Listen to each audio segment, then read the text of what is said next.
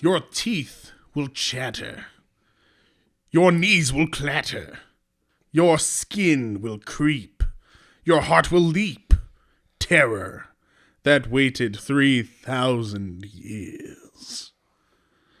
Welcome back once again to Cinema Revisited, the Universal Monster Movies.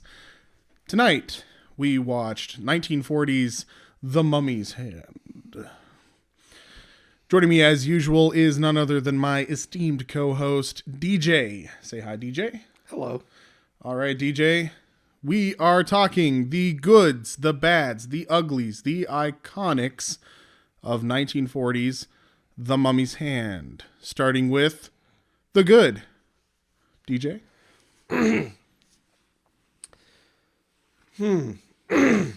This one's tough. We watched a lot of Universal Monster movies now, and this one actually feels more like some of the earlier ones. Dracula, the first, there we go, Frankenstein, where it's kind of slow at first, and then it ramps up really quick, and then it ends. This feels a lot like those ones. Which I like a little bit.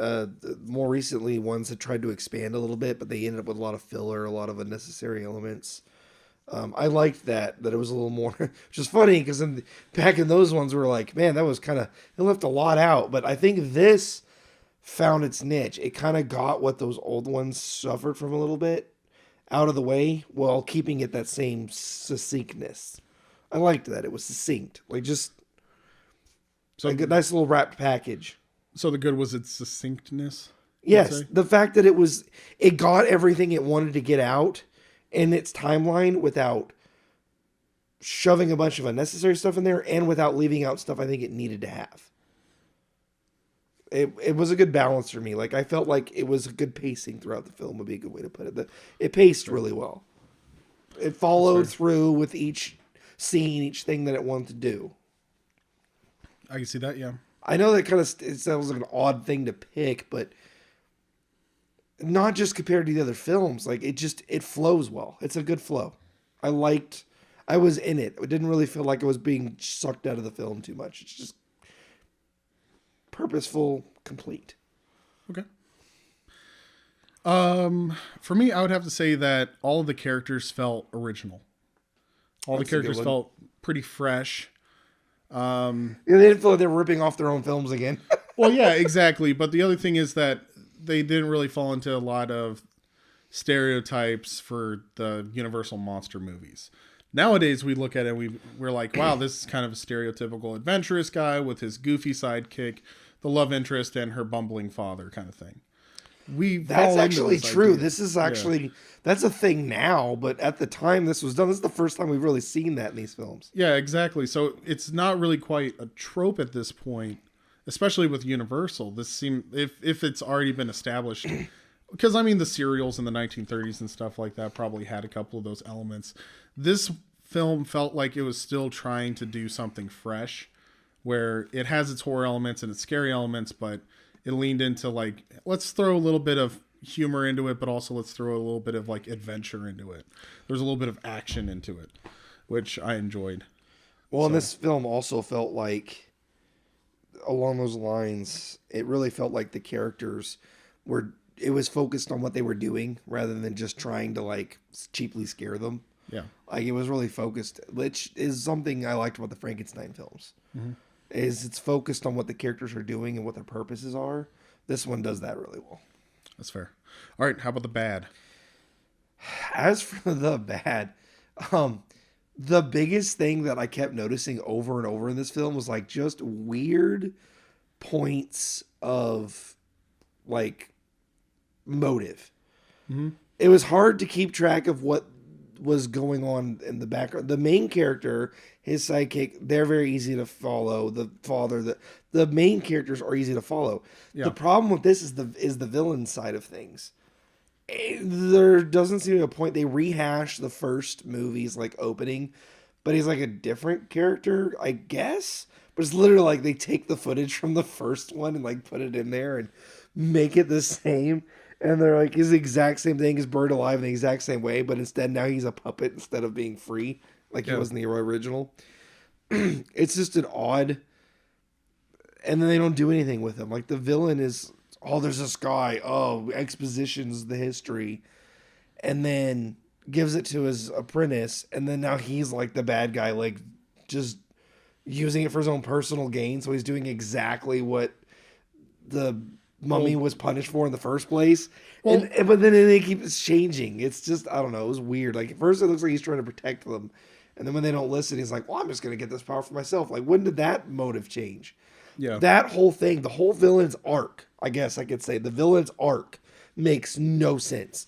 He goes from like trying to protect them from the secret to using it for his own gain. It's just an odd, doesn't even show why he changes, what the purpose was. It's just odd. Like he kind of gets creepy about the girl.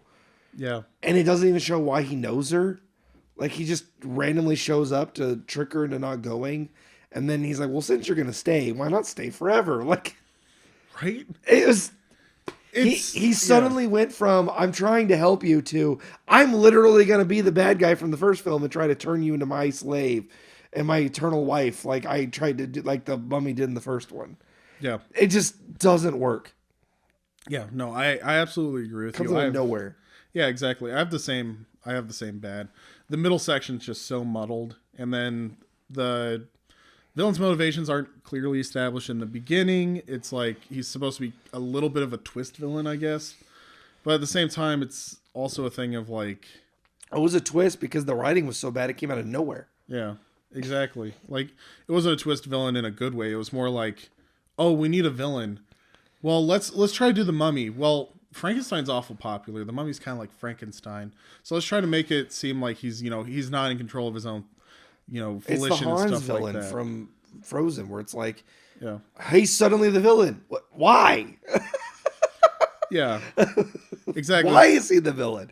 What's the motivation? What made him suddenly, he's creeping on the girl? That doesn't seem like enough for him to, he didn't before, it wasn't enough. Why is it suddenly enough now? Yeah, exactly. It's just odd choices. The characters, the villain's arc just doesn't make any sense at all. I'd say that's 100% the bad of this film. Yeah. How about Ugly? The Ugly is the Mummy. He's just terrible. Like the first film, the Mummy had like this presence, this deathly presence. And this one, he's just soulless. Yeah. Has no character. He's just a servant of, he was a lot more like Frankenstein, but less convincing as a character as Frankenstein. It was like Frankenstein without any of the soul or being that made him like the character he was. The monster, Frankenstein's monster. Yeah. It just doesn't. Oh, it's so bad. Like every time the Mummy was on screen, I was like, I don't want to see him anymore. He's just sad. I felt bad for him. Like I just felt like he's supposed to be like the monster, and I'm like, the poor guy. He just got tortured. He just wants to live, and he's just sad. And he always says, don't give him 10 of the stuff, or he'll become a monster. Have you guys actually tried that? Because it sounds like you guys are just. What I'm wondering is if 10 just like would make him fully alive. They just didn't want to, like, it just, it's pretty ugly. And it feels like, specifically, like they were trying to capitalize on what they'd done before, but they just didn't know how to do it. So they just didn't try at all. Yeah. They just didn't do it. The Mummy was just sad. Yeah. Sad. For me, The Ugly is just like the video editing. Ooh. There's really abrupt transitions. There's really strange shots. There's weird cutting. That's actually interesting because remember I said that one of the things I liked that they did was it was more succinct like the originals, but it also was jankily cut like some of the early ones too, like Dracula. Yeah. I really like Dracula, but it's cut up weird. It is. No, but this one, it has like scenes where it's really clear that they only had one camera available.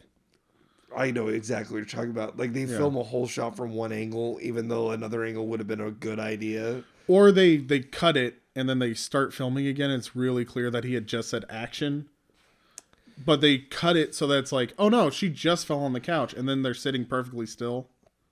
That's a good point, especially against the last like few we watched where the cinematography was better.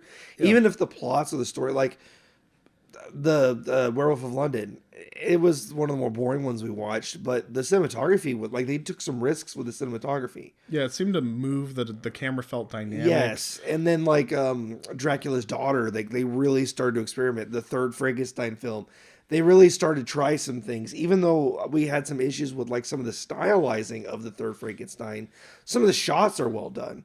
This one just kind of like felt cheaply made.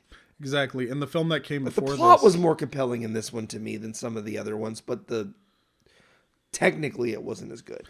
Yeah, I think that probably what happened is, so it's 1940, right? So Invisible Man Returns also came out in 1940, right? I think that Invisible Man Returns went over budget. They just didn't have enough left for this one. Yeah, and so they planned to have two films. They were like, well, let's do two films in 1940 for the horror films, and we have the Invisible Man Returns, and it may have gone over budget because that is really, really well shot. Like, it's got a dynamic camera, it's got multiple and it was an angles. that one was one of my favorite ones we watched, was Invisible Man Returns. Like, that one was just fantastic. Yeah. In general, like, it was just a good film, and it had a good plot to it. That would make sense if this one just suffered in its shadow. Yeah, like if this one was just the B Oh, film. you know what, too? That actually makes it a really good Ugly, because one of the things that wasn't necessarily a prerequisite for Ugly, but one of the things that we kind of counted was for the times, like what hurt it. Budget would definitely hurt a 1940 film more than like today. Like this is a time where like Universal Studio doesn't have billions of dollars to chuck around at stuff. They lose money on a film, they could lose the studio. And so that film being such a big thing probably did have a massive effect on this one. Well, yeah, and also the effects and everything like that with Invisible Man Returns is amazing. They did amazing visuals, making him invisible and having all the different cuts and stuff. This film, they did a couple of odd things as well. Like, they tried to get rid of his eyes, if you notice, but they only did it half the time, and it was just very... Yeah, there was a lot of consistencies in the cuts and the effects. Yeah, I did notice that. The Mummy too. That was another thing that threw me off by the Mummy. Is the Mummy wasn't very, like, they tried not to show his face very often, and when they did, it was like the same shot 3 times in a row, because it's like they only had the budget to do that one shot, and so he literally comes in and attacks the same angle every time. And it was like that. Well, also the makeup.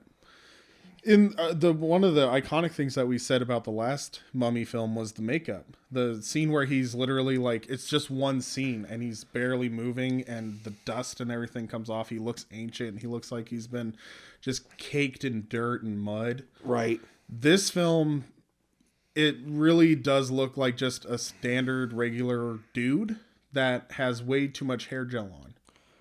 Yeah. Yeah, it's pretty messy. Yeah, like the costuming for the Mummy wasn't as good as the last one. This one feels a little bit more janky. He doesn't seem to be wrapped in like ancient cloth. It's like they wrapped him, gave him a couple of tatters, and then put him in these like ridiculously large shoes. Right, that makes sense. So, yeah, that's probably the ugly for me. It's just camera work and the effects. Yeah. So. How about iconic? What would you say is iconic about this? You know, we were going through all this stuff, and I was having trouble like figuring out what the iconic would actually be. But I think I want to go with like establishment of scene. So all of these films so far, like they had a town or something where they established like the liveliness of where they went. Cairo in this one felt alive. It was kind of like The Village in the second Frankenstein film, where it like felt like a living village, living, breathing with like people in it. Right. And then the third one like stripped that of like everything it was. Right. The Dracula's Daughter, Dracula, London feels empty. You know, it was all inside. It doesn't feel like it's a living city. The Invisible Man Returns. The quarry, like feels alive. Yeah, it feels real. Not really anything else in it. This one, Cairo itself, felt like a living, breathing city. They're walking through it. There's tons of extras. It's practically shot well. They do this long city shot down the city with people bustling, and it feels the closest to like a modern film does in like the bazaars. In all of the action films or Middle Eastern films or films where they do this, like the newer Mummy movies, where like the cities feel alive with tons of people everywhere, and there's markets and people are doing real things, and like there's a chase scene through a market and like stuff happens. This felt close to that, where it feels like a living, breathing city with real people. And it's honestly the closest we've gotten to that of all of these we've watched. Cairo felt alive. And that's the first time I really felt like that in any of these Universal films. Like a living, breathing city with real people, with real things. That was really cool. When we got into that marketplace, you see on the street, I was like, wow, this is like a lot closer to what we get nowadays when we have like all these extras and stuff. That was my iconic for that. Because that was Universal like branching out into like broadening their horizons to newer types of immersion. Yeah. Iconic is really hard to find with this film, to be honest. There's very few things in it that I'm like, it's decently put together. I can give you an easy one because you kind of already said it, but it's a good point that I didn't think of beforehand, so I didn't want to take it from you. And that's the stylized characteristics of the main cast. Oh yeah. The main character, that's the adventurous type, the side girl, the new Mummy film follows that exact same thing. That's fair. This is the first film in any of these that did that. So far, all of these have just been the leading man and the leading lady with a bunch of other like older characters and older actors. Yeah. This one is the first time it's like a couple of buddies that are just doing their thing. And then the dad's a silly, like that troupe. They feel the animated Tarzan movie where it's Tarzan and Jane and the dad, like that. This was like the first time that was done that we've seen in the Universal films. That's fair. I mean, I could change my good. We'll go with leave that like make it the good and the iconic. Well, I guess, but just hit more on it. Give us a little more why that's iconic specifically because. Well, okay, so. I am going to change my good, though. I have a good. Okay, go ahead. The good is that this relationship felt like fun and flirty. And between natural. the leads. It felt more natural. Like, yeah, it was a little quick, but it felt a little more natural. natural. Also, time skips a lot. I mean... Yeah, but it was more fun. It actually felt more fun that they were like, oh, yeah, they're jabbing at each other and stuff. And then it's just like, oh, wow, Mm. he's actually like dashing and handsome and... She's quirky and fun. Just make that your iconic then. Well, no, but that's just a good. The iconic is more like the full cast put together. I mean, you just nailed something on the head though, right there. Think about that as your iconic. All right. The leading lady is angry at the guy, but then becomes her lover later. The new Mummy film, the 1999 Brendan Fraser Mummy film. Yeah. That's literally what they did. She goes and she's like fed up with him. He's a slob and a villain, and she's just using him to get what she needs or whatever, or doesn't trust him at all. And then they end up falling in love because naturally their chemistry actually works. That was done in this film. It's true. None of the other films have done that either. Yeah. Either one of those would be a good or an iconic. That's just a good, that's new because we've not seen that done so far. So far, every one of the leads, the leading couple was already a couple from the beginning. Yeah. Or, I think actually every single one that was the case for the most part, they're already a couple when the movie starts. Yeah. Or if they do end up together, it's very shoehorned in. Like the one in the original Mummy was really rushed. Yes. They had a very odd chemistry. They didn't seem to get along. Yes. And the leading lady didn't have any sort of charisma. Oh, and that's the other thing is a lot of the films, they didn't get along. They're supposed to be husband, wife, or already fiance. And you're like, how did these two get together? They hate each other or there's no chemistry there. Money. Yeah. Well, yeah. The Dracula one, the whole money. Yeah. We made fun of that like crazy. There's the chemistry in a lot of these is forced. The movies were about the monsters, not the main characters. This is the first one that feels like the character cast is actually a part of the film and it's not the monster. Yeah. It's just sad because the monster itself is so weak, but it was fun to see that different dynamic, a group of friends, and they all survive too. Mm-hmm. Well, Like a lot of the other ones, like everybody dies except for the couple or whatever. Yeah. Well, I'll go with this. The dynamic in the character work of the main cast is the iconic part. Like the love interest is actually interesting. I like the fact that the buddies sound like buddies. Like the They one sound like guy's real friends. Yeah. he's just like a goofball that has his one friend from back home that's with him. Do you remember what was it? One of the Frankensteins where like his friend was like had more chemistry with his fiance than him. Yeah, the first Frankenstein. Yeah. It's like, oh yeah, you can spend time with my friend. It's like, bro, they're more than friends. Yes. Or You're the fiance and them. He's sneaking in. There's a lot of these where like the friend had more chemistry with the girl than the main character did. Like that happened a few times. This one feels like the characters are believable people. Yeah. They're not just tropes shoved into the film. They're a little tropey, but they're tropey nowadays, but it would be a more fresh idea back then. That's a good point. Because it's one of those things where it's like they're trying to throw in a little bit more humor and he's kind of a joke character, but he's still able to be serious enough. Like at the end of the climax of the film, he's not just like the goofy guy who's just like, oh, big bad guy. Oh, here's the joke. No, he actually comes in and saves the day. Yeah, he does. And he's serious towards the end until the tension is broken and then he's jokey again. Yeah. Yeah, he's a good comic relief character. Yeah, exactly. He breaks the tension at the right moments and he's used well. Yeah, so you have a good comic relief character, but the other thing too is the dad's kind of goofy and he's a little bit of a comic relief too, but he seems believable with his daughter, where it's like he's trying to joke and make light of the situation. That's a good point. There are two joke characters with the same gimmick in the film, but they feel like completely original, separate characters. Yeah, exactly. You basically have two people that do the exact same thing the whole time, and it's like these people don't feel at all exactly like the same person, regardless of the fact that they do that. And that is pretty amazing, honestly. Yeah. And then the daughter has a great chemistry with the dad character, but she seems to get along well with the friend. But it's really clear that she's more romantically interested in the main character. That was the other thing. Like their relationship is more platonic, and they show that really well. Yeah. Like they're just talking, having a good time. She's not like making fun of him or pushing him off because he's the joke friend. She treats him respectfully and well. That's actually something I think a lot of modern films struggle with. A lot of times the other characters will pick on like the joke character, but in this one, he's taken seriously by everyone despite his silly nature, because he's only silly. He's silly mostly when it's appropriate. Yeah. And he's serious when he needs to be. Exactly. And then the main character, he's heroic but smart, but at the same time he makes dumb choices and things like that.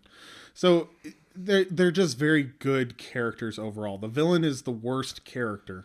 The mummy is barely a character. He's more of a prop. No, it's basically like a buddy film that just happens to have a mummy as a bat. It's like a Scooby-Doo episode. Yeah. Where it's more about the Scooby-Doo gang than it is about the monster of the week. Yeah. This feels actually like it was a part of a serial about these characters doing things. And this is just one of the things they did, which is kind of sad actually, because that would have been more interesting if they had made a better film around this group. They go to Transylvania. Gee willikers, Frank. Last week we were fighting a mummy and now we're fighting the Prince of Darkness. Boy, howdy, this ain't like being back home in Brooklyn, I tell you what. Boy, I could use a hot dog. Oh, gosh. All right. So, yeah, I would say that, though. Like, the character work is well done. It feels fresh. That's what I think kept me invested in the whole film, because I wasn't bored on this one. Despite the problems, I was really invested. I think that's because of the characters. The only times that I was not enjoying the film is when I just got confused because of the middle villain part got really muddy. The villain when it was the villain side of things, the whole monologue at the beginning, that middle part, and towards the end when it's just him like talking to his henchmen, those parts are just confusing and boring. And it feels muddy. Yeah. Like it feels very If you took all of that out of the film and it was just them doing their thing, and it kept like the one guy a little more close to the vest, and then towards the end, I wonder if it was written that way and they threw that exposition at the beginning because they're like, audiences won't understand what's going on. We got to tell them. Yeah. It feels a little like that. It feels a little like, we need to add more context to this. Yeah, but even then the tone didn't match. He didn't feel like a villain character. If the first time the villain showed up was when he was trying to protect them, Yeah. and he doesn't show up again until he tries to take her life, that would have worked way better. You could have taken all the rest of that out and you'd be like, oh, he's trying to keep them from going there. And then it's like, oh, because he wants the power. Because he wants it. I was like, oh, was he trying to protect him from himself? Like, does he? You know, it would have just been an interesting twist, but instead they just kept expositioning to death. Yeah. So with that in mind, how would you? I have some ideas for this one. So I was gonna hit it to you about what you thought about rewriting this one for the time. Like, how would you fix it at the time? Because we kind of talked a little bit about it. I think a lot of our bads kind of hit it on the head, but yeah, I would change up the origin of the mummy because he never interacts with the love interest. He never does anything like that with the love interest, so it doesn't really fit. I would make the mummy a different character entirely. Maybe have it a thing of immortality, and the priests aren't necessarily like the keepers of good.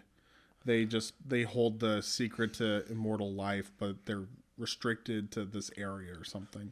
I would just change. I would change the origin because it's so familiar to the first one that it's like, yeah, you kind of like they use straight footage from it, but I can't remember it well enough for verbatim to know. But man, it's close. It's close, but because of how close it is, it's just like make it more original. So I would change the intro. Have a different mummy character, kind of a different explanation of like why this specific mummy. Is he a protector of this temple? And if he's a protector character, have a backstory where it's like, well, he was a criminal and his punishment is that instead of robbing tombs, he has to protect the tombs. Something like that, where the curse that's on him is specific. Which is kind of what they said, but they didn't do a very good job of explaining or making it clear. Well, he was trying to resurrect his love. It's the same thing. Well, that explains what the mummies. I'm talking about. No, I meant the mummy. No, I know. Yeah. What I meant was what the mummies was doing, what they were having him do. They were having him protect the tomb. Yeah. They just don't really make it clear why. Yeah. But that was what he was doing, was protecting the tomb. Yeah, it would be nice to make that clear. Yeah. So I would make it more of a thing of like he's violent by nature because as a human, like before he was mummified, he was a violent criminal and his curse is literally to protect the tomb. The only thing is if you give him too much power, he begins to get autonomy. Yeah. And make it more of a threat that's like he's trying to become autonomous. That was interesting to me when they said like don't give him more than 9, he'll become a monster. I kind of said later, like after we showed the film, it's like, did they actually become a monster, or was that where he just get like his freedom, and that would because it never actually show him become one. He's just like desperate to get the stuff, like it would bring his humanity back almost. Yeah, that would make him more interesting of a character. To make him more tragic too, like the second Frankenstein, where it's more about the tragic of the monster than it is about his monstrosity. Yeah, and I would make it kind of a thing too of like maybe it's like a curse on the land that. Not only do people die trying to find these tombs and go missing and stuff like that, but their ghosts seem to haunt the hills. And it's like, well, if you come to this tomb, you're going to get mummified to become a part of this secret organization's thing or whatever. Like, I'd kind of lean into that a little bit more. I'd change up the villain's motivations to be different than they were in the first film, where it's like, oh, I'm trying to resurrect this person. It's like, no, you're here, you know my secret, I have to turn you into a mummy because otherwise people are going to look for your body. It would have actually been a better villain if they just stuck with the whole idea of him just keeping the secret. Like the 1999's mummies, the Magi. Yeah, the Magi. Like, that's kind of what I got from this, was that Magi thing. But they suddenly become villainy towards the end. It would have been better if they're just following the rules. They're just doing this because it's what you do. I actually would go a different way with it, so I like that. Yeah, I would keep the same thing in the beginning, clean up the village. But what I would do, is have it, like, give the backstory and then have the meet the professor guy, and then him like try to talk them out of it, but then him slowly like he keeps trying to prevent them from going. Yeah, but it turns out that he's like obsessed with her and actually wants them to find it. Yeah. And his deterrents were actually really, like, he was doing what the other priests want, but it actually turns out that he's crooked as all get out, and he was using it to encourage them to do it because he wants the girl for himself. I actually thought that would have been Yeah. a better twist if they just didn't come out of freaking nowhere. Yeah. Like he betrays his own organization. Like there's more priests than just him, and he's just like, at the end he's like, no, I want to. And like this isn't what we do, and he like betrays the other priest to like to get immortality for himself. Or maybe he gets taken over by like the spirit of the mountain. Something Like the spirit of the tomb, where Even it's like he falls in love with the ghost of the girl, and the girl's like, "You should resurrect me, but I need a vessel." just some Even way if even to if give you him- throw in that, it's kind of tropey for like mummy movies, I guess, because like, oh, Not I'm at the going to time, bring it about the wouldn't have been. resurrection. That's true, but something like that could work. just give him a motivation for. I liked the twist where he was the villain. Yeah. I just don't like how they got there. They just made it out of nowhere. I was like, this would have been way more interesting if they had given that a reason. Yeah, Like he was always planning to betray the organization. He snuck into the organization to find the secret eternal life, and he's actually the true villain because not only is he attacking the main party, but he also betrayed the very organization that was meant to keep the secret. Like he's the ultimate betrayer of everyone. and maybe it's revealed that he's the last heir because he literally killed everybody else that could inherit it. Yeah, or something. Like it was been that'd have been a cool twist to me. Yeah. I think actually making like a more interesting twist would really fix it. And the other thing is that that's something that you could do in 1940. Yeah. The other thing is I'd buy another camera. Not have single shots everywhere. Yeah, no, I They would. they tried to do it a lot like a play, like they did the first Yeah. few films, but it doesn't look as good as the first few films and the shots they take. Yeah, no, I'd buy Bela another Lugosi camera. is iconic with those eyes. It doesn't work with the. It doesn't work in this one. It doesn't work in this one. And it hasn't aged well either. It's like, yes, it's only been 9 years between the first between Dracula and the Mummy's Hand is only 9 years. If you think about it, the MCU lasted longer. That's true. But at the same time, it's like it feels like very, very outdated because of how quickly Universal's movies have advanced in those 9 years. It feels like almost a completely different studio It's true. within 9 years. And so when they go back to like the old way of doing things, it's just jarring. Yeah. So I think that they could afford another camera. Yeah. I cut a couple of the extras in I the think bar. I think the big thing that we figured out was that other movie that year killed it hardcore, and I think that's the problem is the budget was just shot, and so they just didn't have what they need to make this. My contention would be like, well, they shouldn't have made it then, but I bet it probably still did well for the time. Oh, I'm sure it did. I mean, it was interesting. It was entertaining. I was entertained. I would have gone to see a movie. I would have gone to see this movie in the years of 1940, and I would have left satisfied. Like I'm like, yeah, that wasn't bad. Like I could have been better, but because I've seen better from you guys, but it's a little let down from the last one, but it's not bad. Like I enjoyed what you're doing with it. Keep doing some of this stuff better. Yeah. All right, now if we were rewriting it for today. 1999 is The Mummy. I'm not joking. I'm straight up not joking. I feel like they took a lot from this film.